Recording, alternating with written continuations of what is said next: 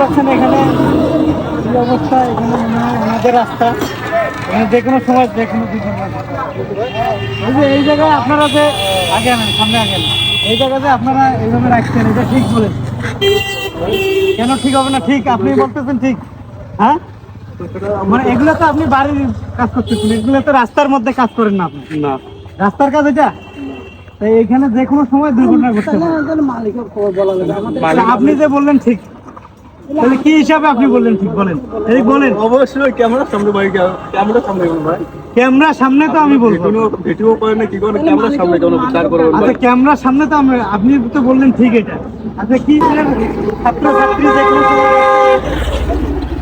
ছাত্রছাত্রী যাচ্ছে আর সমস্যা যে কোনো সময় ঘটতে পারে না?